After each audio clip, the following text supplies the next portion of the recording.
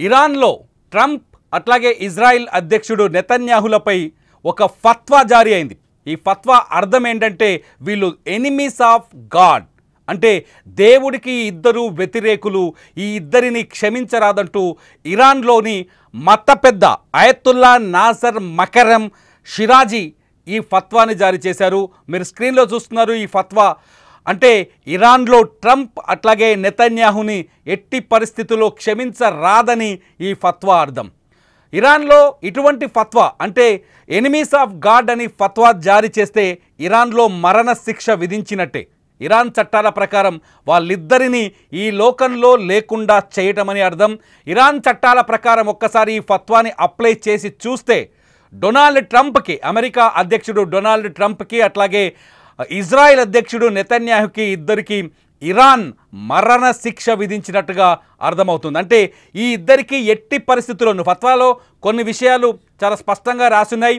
ఎట్టి పరిస్థితుల్లోనూ ఈ ఇద్దరు నాయకులు తిరిగి అధికారంలోకి రాకుండా చూడాలి అన్నది ఒక రూల్. అయితే ఈ ఇద్దరు పరిపాలిస్తున్న దేశాలకి ఇస్లామిక్ కంట్రీస్ నుంచి ఎటువంటి సహాయ సహకారాలు అందించకూడదు అనేది రెండో పాయింట్గా తెలుస్తుంది. ఇక మూడో పాయింట్ వస్తే ఈ ఇద్దరు నాయకులు అంటే ఈ ఇద్దరు వ్యక్తులని దేవుడి వ్యతిరేకులు, వీళ్ళకి ఎటువంటి సహకారం అందించకూడదు, వీళ్ళని సర్వనాశనం చేయాలి, వీళ్ళ నాశనాన్ని మనం కళ్ళారా చూడాలని ఈ ఫత్వాలో ఉన్నట్టుగా తెలుస్తుంది.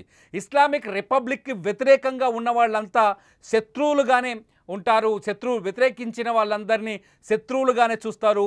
గతంలో కూడా ఇటువంటి ఫత్వాలు జారీ చేసిన వాళ్ళకి ఇరాన్లో మరణ శిక్ష విధించిన సందర్భాలున్నాయి. తాజాగా కూడా చాలామందికి ఏవైతే ఫత్వాలు పెండింగ్లో ఉన్నాయో, దేవుడి వ్యతిరేకులని వీళ్ళు ఎవరైతే ఇరాన్ మత పెద్ద షిరాజీ ఫత్వా జారీ చేసిండో, ఈ మత పెద్ద జారీ చేసిన ఫత్వాలకి వ్యతిరేకంగా ఉన్న వాళ్ళని, ఫత్వాలో వ్యతిరేకులుగా పేర్కొన్న వారికి ఇరాన్లో మరణ శిక్ష విధించిన సందర్భాలున్నాయి. ఈ నేపథ్యంలో తాజాగా డొనాల్డ్ ట్రంప్కి అట్లాగే నెతన్యాహుకి కూడా మరణ శిక్ష విధించినట్టేనంటూ ఇరాన్లోని కొందరు వ్యక్తులు చర్చిస్తున్నారు. ఈ పరిణామాలన్నీ ఎప్పుడైతే ఇరాన్ పైన ఇజ్రాయెల్ యుద్ధం మొదలుపెట్టింది, ఆ యుద్ధంలోకి అమెరికా కూడా ఎంటర్ అయింది.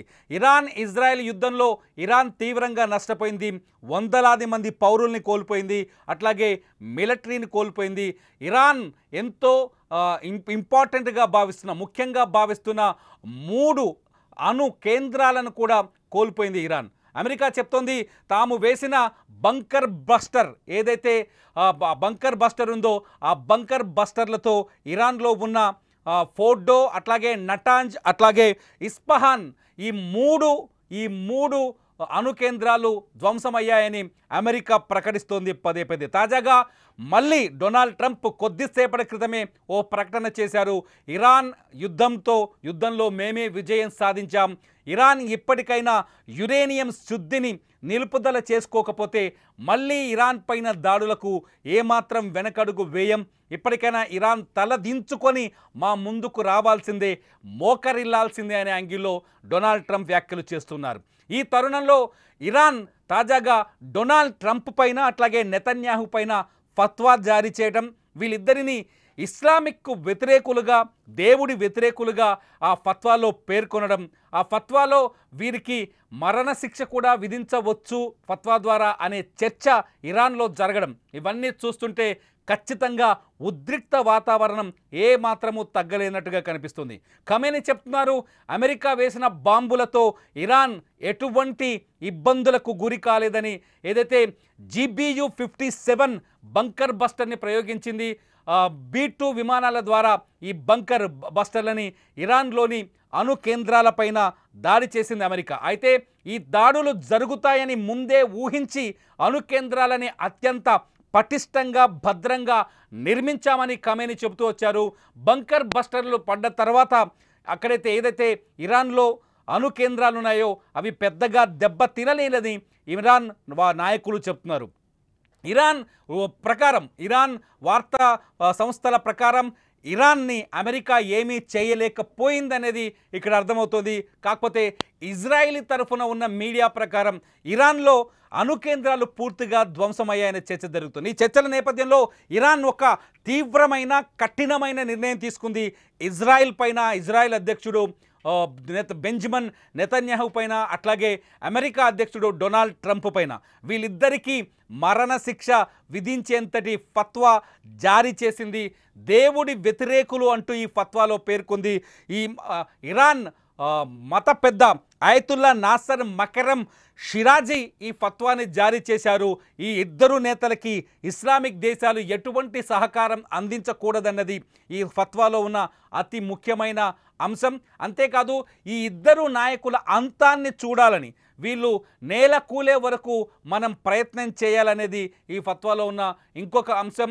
ఈ ఇద్దరు నాయకులకు పాలిస్తున్న దేశాలకు కూడా ఇస్లామిక్ దేశాలు ఎటువంటి సహాయ సహకారాలు అందించకూడదన్నది ఈ ఫత్వాలో ఉన్న సారాంశం. ఫత్వాను చూస్తుంటే చాలా కఠినమైన నిర్ణయం తీసుకున్నట్టుగా తెలుస్తుంది. ఇరాన్, అమెరికా, ఇజ్రాయెల్ని ఎప్పటికీ క్షమించబోమని, ఈ రెండు దేశాలపైన తమ కఠినమైన నిర్ణయాలు ఉంటాయని, ఈ రెండు దేశాలు తప్పులు చేశాయని, ఇరాన్ పైన దాడులు చేసి తప్పులు చేశాయని, ఇరాన్ని బెదిరించాయని, ఇరాన్ని మాత్రమే కాదు ఈ ఇద్దరు నాయకులు మొత్తం ఇస్లామిక్ రిపబ్లిక్ దేశాలన్నింటినీ బెదిరిస్తున్నారని ఈ ఫత్వాలో పేర్కొన్నారు ఇరాన్ మత పెద్ద.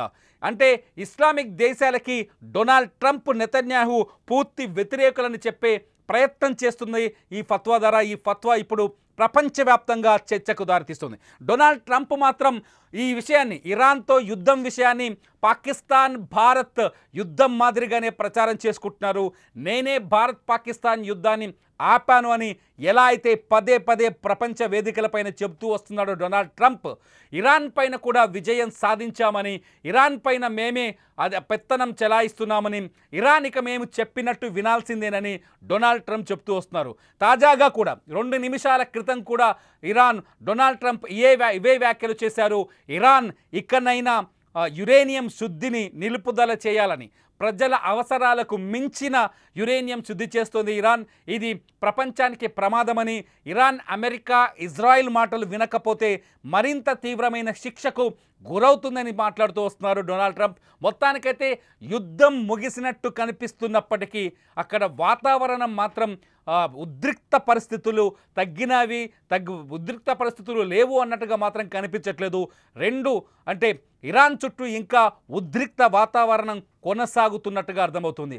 ఇరాన్ ఎప్పుడైతే ఇరాన్ పైన అమెరికా 3 స్థావరాలపైన, అణుస్థావరాలపైన బాంబులు వేసిందో, B-2 బాంబర్స్ ద్వారా GBU-57 లాంటి బంకర్ బస్టర్లను ప్రయోగించిందో, అప్పుడే ఇరాన్ కూడా రియాక్ట్ అయింది.